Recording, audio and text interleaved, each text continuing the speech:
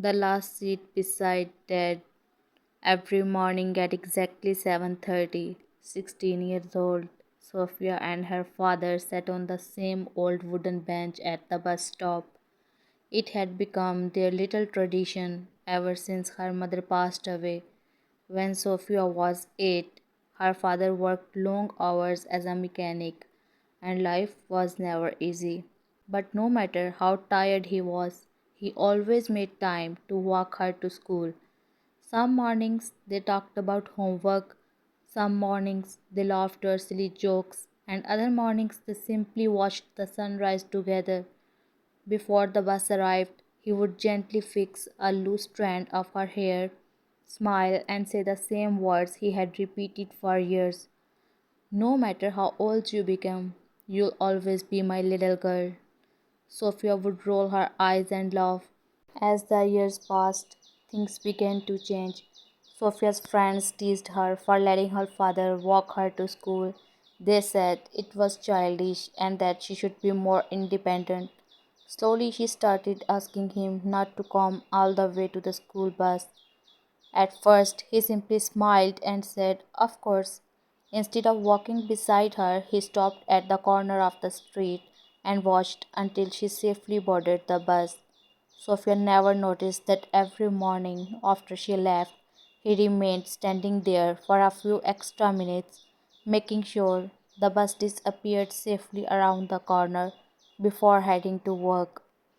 One Friday afternoon, Sophia stayed late at school to prepare for a class presentation. As she walked home, heavy rain suddenly began to fall. Students rushed to call their parents, but Sophia's phone's battery had died. She saw accepting to walk home soaked. Then, through the curtains of rain, she saw a familiar figure holding an old blue umbrella. It was her father. His work uniform was covered in grease, and he looked exhausted, yet he was smiling exactly the way he always did. "I figured your phone would die one day," he joked, "so I brought the umbrella anyway." Sophia laughed and hugged him.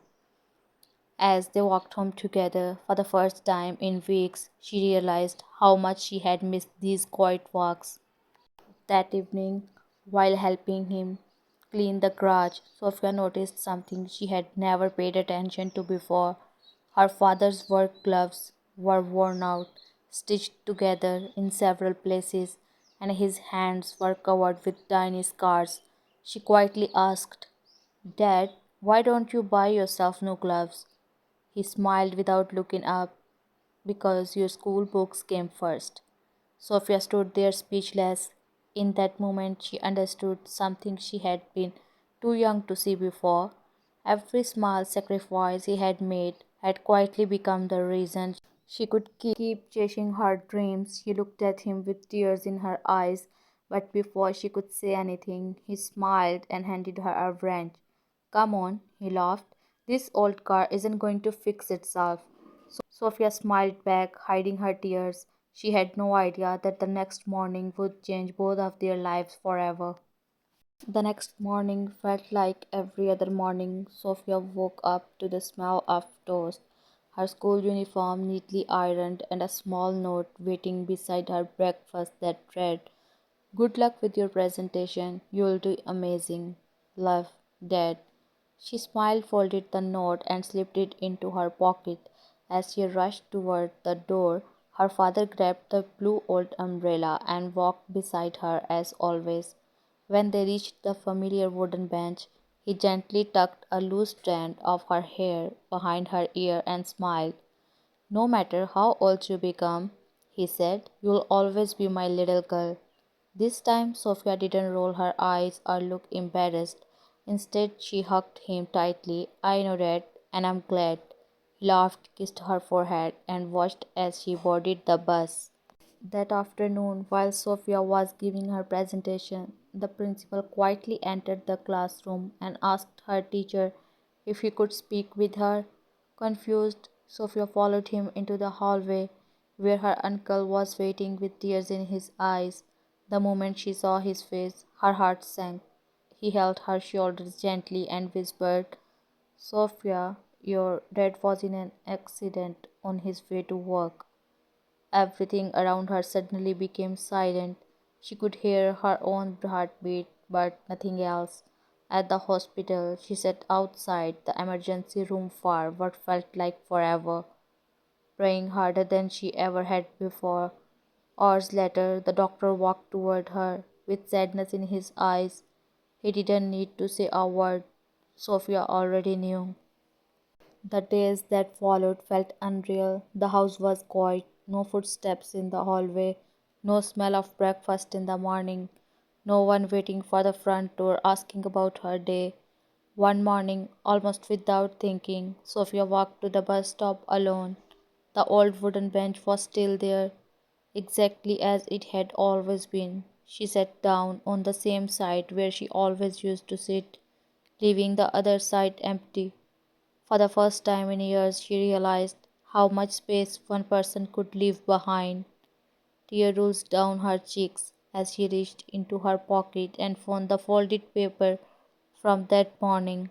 She opened it again. Good luck with your presentation. You'll do amazing, love from Dad. She held the paper against her heart and cried. Months passed. Slowly, Sophia learned to smile again, not because she had stopped missing her father, but because she remembered what he had always wanted for her. She studied harder than ever, graduated with honors, and one day earned a scholarship to the university she had always dreamed of attending. Before leaving for college, she visited the old bus stop one last time. The bench had become worn with time, but it was still there. She gently placed a fresh pair of work gloves on the empty seat beside her and whispered, Dad, I made it. The wind rustled through the trees, and for just a moment she could almost hear his familiar voice saying, no matter how old you become, you'll always be my little girl. Sophia smiled through her tears, stood there, and walked toward the future he had worked so hard to give her. Years later, whenever someone asked Sophia what success meant, she never spoke about awards or grades. She simply smiled and said, success is becoming the dream your parents sacrificed everything for. And every time she passed a father walking his daughter to school, she smiled a little wider because she knew that the most ordinary mornings often becomes the memories we treasure forever. This is the end of this story. And the lesson is parents don't ask for perfect children. They simply hope their children will remember how deeply they were loved. Thank you.